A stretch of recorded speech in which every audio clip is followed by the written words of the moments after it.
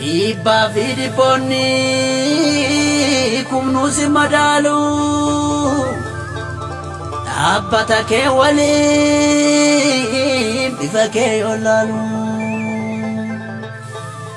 Sanyi oromticha intala pagada Adab sera gutu unde buddha kabda Kamni ko siddikos adiki yasuma Kamni ko siddikos adiki yasuma Iftu mudi logo ya baredu jima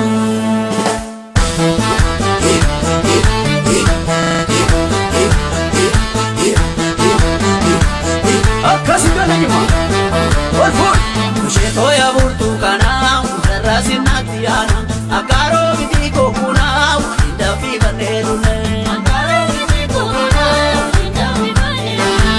Toya burtukana udarasi natiyana Akaro biti kokuna indafi banelune Akaro biti kokuna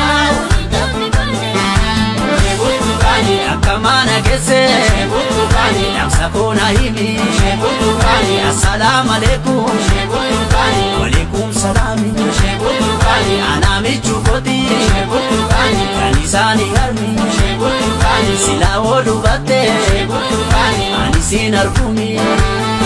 karani nudem sisu kibende sisa toku yangara bari situ mashoko ya bitu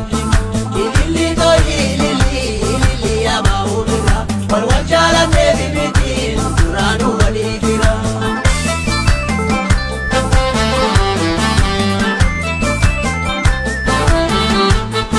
mashoko waeke asau ini manauda mashoko baga kankota Betu akada Koda mocha baskuto Charari ganama Dinona tibivi Gorori kedama Warfur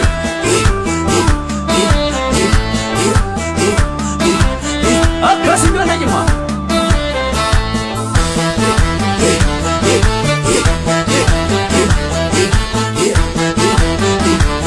Akasi gana jima Warfur Sheto ya burtukana udarasi natiyana Akaro biti kokuna indafi banelune Akaro biti kokuna indafi banelune Sheto ya burtukana udarasi natiyana Akaro biti kokuna indafi banelune Akaro biti kokuna indafi banelune Shebutukani anamichu koti Shebutukani kanisani harmi Shebutukani sila hodubate Shebutukani anisin argumi Shebutukani alaan elfite Shebutukani usumana gae Shebutukani onne kona tutte Shebutukani koba komukae karani rudem sisu kibende sisa toku yangara bari situ mashoko ya bitu ilili to ilili ya baubira walwajala nebi biti duranu walidira